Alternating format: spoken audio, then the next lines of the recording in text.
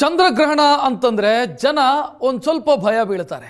ಯಾರಿಗೆ ಏನಾಗುತ್ತೋ, ಯಾವ ರಾಶಿ ನಕ್ಷತ್ರಕ್ಕೆ ಏನಾಗುತ್ತೋ, ಈ ಎಲ್ಲ ಆತಂಕಗಳು ಸಹಜವಾಗೇ ಇರುತ್ತೆ. ಆದರೆ ವೈಜ್ಞಾನಿಕವಾಗಿ ನೋಡಿದರೆ ಗ್ರಹಣ ಅನ್ನೋದು ಖಗೋಳದ ವಿಸ್ಮಯ. ಇದರ ಬಗ್ಗೆ ಯಾವುದೇ ರೀತಿ ಆತಂಕ ಪಡಬೇಕಾದಂಥ ಅಗತ್ಯ ಇಲ್ಲ. ಇನ್ನು ಭಾರತದಲ್ಲಿ ಈ ಬಾರಿ ಚಂದ್ರಗ್ರಹಣ ಕೇವಲ 8% ಮಾತ್ರ ಗೋಚರಿಸುತ್ತೆ.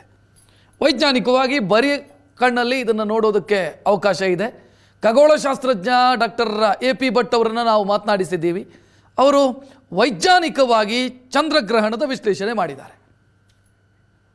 ವರ್ಷದ ಮೊದಲ ಚಂದ್ರಗ್ರಹಣ, ಈ ಬಗ್ಗೆ ವಿವರವಾದ ವೈಜ್ಞಾನಿಕ ಮಾಹಿತಿಗಳನ್ನು ಪಡೆಯೋಣ. AP ಭಟ್ ಅವರು ನಮ್ಮ ಜೊತೆಗಿದ್ದಾರೆ. ಸರ್, ಇದು ಯಾವ ರೀತಿ ಆಗ್ತಾ ಇದೆ, ನಮ್ಮ ದೇಶದಲ್ಲಿ ಕಾಣುತ್ತಾ, ನಮ್ಮ ಭಾಗದಲ್ಲಿ ಕಾಣುತ್ತಾ, ಸ್ವಲ್ಪ ವಿವರವಾಗಿ ಹೇಳಿ.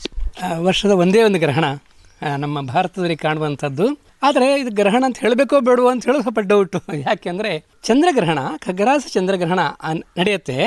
ಆದರೆ ಭಾರತದವರಿಗೆ, ನಮ್ಮ ಉಡುಪಿಯವರಿಗಂತೂ ನಾಳೆ ಬರೀ ಒಂದು 8% ಆ ಚಂದ್ರನ ಲಾಸ್ಟ್ ಗ್ರಹಣ ಅಂತ್ಯದ ಹೊತ್ತಿಗೆ ಚಂದ್ರೋದಯ ಆಗುತ್ತೆ.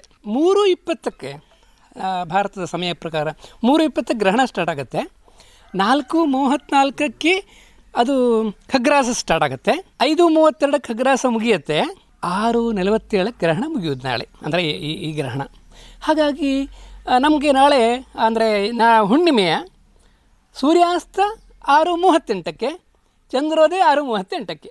6:38ರಿಂದ 6:47 ವರೆಗೆ 9 ನಿಮಿಷ ಗ್ರಹಣದ ಚಂದ್ರ ಕಾಣ್ತಾನೆ. ಈ ಚಂದ್ರಗ್ರಹಣದಲ್ಲಿ ನಮ್ಮ ಸೂರ್ಯಗ್ರಹಣದ ಎಕ್ಸಾಕ್ಟ್ಲಿ ಕಟ್ಟು ಕಾಣಲ್ಲ.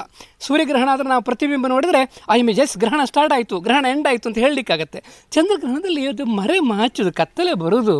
ಹಾಗಾಗಿ ಈ ಬರೇ ಒಂದು 8 ಅಂಶ ಅಂದರೆ ಗ್ರಹಣ ಹೌದಾ ಅಂತ ಹೇಳುವಾಗ ಗ್ರಹಣ ಮುಗಿದಿರುತ್ತೆ. ಆದರೂ ಚಂದ್ರಗ್ರಹಣ ಇದು ಒಂದೇ ಗ್ರಹಣ ಈ ವರ್ಷ ನಮಗೆ. ಚಂದ್ರಗ್ರಹಣ ಸ್ವಲ್ಪ ಅಂಶ ಮಾತ್ರ ಕಾಣುವುದರಿಂದ ಸೂಕ್ಷ್ಮದರ್ಶಕದ ಮೂಲಕ ನೋಡಿದ್ರೆ ತುಂಬ ಕ್ಲಿಯರಿಟಿ ಇರ್ಬೋದು. ಅಗತ್ಯ ಇಲ್ಲ. ಅಂದರೆ ಚಂದ್ರನ ಈ ಬಿಂಬ ಟೆಲಿಸ್ಕೋಪಲ್ಲಿ ದೂರದರ್ಶಕದಲ್ಲಿ ನೋಡ್ಬೋದು ಗ್ರಹಣ. ಆದರೆ ದಿಗಂತದಲ್ಲಿ ಚಂದ್ರ ಇರ್ತಾನೆ. ದಿಗಂತಲ್ಲಿ ಚಂದ್ರ ಇರುವಾಗ ಚಂದ್ರನೇ ತುಂಬ ಚಂದ. ಈಗ ಚಂದ್ರೋದಯವೇ ಚಂದ. ಆ ದಿಗಂತಲ್ಲಿರುವಾಗ ಬಿಕಾಸ್ ಆಫ್ ರಿಫ್ರಾಕ್ಷನ್ ಸ್ವಲ್ಪ ಇಮೇಜ್ ಅವನ ಪ್ರತಿಬಿಂಬ ದೊಡ್ಡದಾಗಿರುತ್ತೆ. ಡಲ್ ಇರ್ತಾನೆ ಚಂದ್ರ, ಸ್ವಲ್ಪ ಡಲ್ ಇರ್ತಾನೆ. ಸ್ವಲ್ಪ ಮೇಲೆ ಬರುವಾಗ ಇಂಟೆನ್ಸಿಟಿ ಹೆಚ್ಚಾಗ್ತಾ ಬರೋದು, ಅಷ್ಟರೊಳಗೆ ಗ್ರಹಣ ಮುಗಿಯುತ್ತೆ. ಹಾಗಾಗಿ ದೂರದರ್ಶಕ ಹಿಡ್ಕೊಂಡವ್ರು ಸರ್ಕಸ್ ಮಾಡಬೇಕು ನಾಳೆ. ಅದರಲ್ಲಿ ಇಮೇಜಲ್ಲಿ ಗ್ರಹಣ ಹೌದು ಅಂತ ಪ್ರೂವ್ ಮಾಡಲಿಕ್ಕೆ ಬರೀ ಕಣ್ಣಿಗೆ ಗೊತ್ತಾಗುತ್ತೆ ಗ್ರಹಣ ಹೌದು ಅಂತ ಗೊತ್ತಾಗುತ್ತೆ. ಆದರೆ ತುಂಬ ಡಿಮ್ ಆಗಿರುತ್ತೆ ಒಂದು ಪಾರ್ಶ್ವ ಅಷ್ಟೇ. ಆ ರೀತಿಯಲ್ಲಿ ಇದು ವೈಜ್ಞಾನಿಕ ದೃಷ್ಟಿಕೋನದಲ್ಲಿ ಗ್ರಹಣ ವಿಚಾರ. ಉಡುಪಿಯಿಂದ ಕ್ಯಾಮ್ರಾಮನ್ ಹರೀಶ್ ಜೊತೆಗೆ ಶಶಿಧರ್ ಮಾಸ್ತಿ ಬೈಲು, ಏಷ್ಯಾನೆಟ್ ಸುವರ್ಣ ನ್ಯೂಸ್.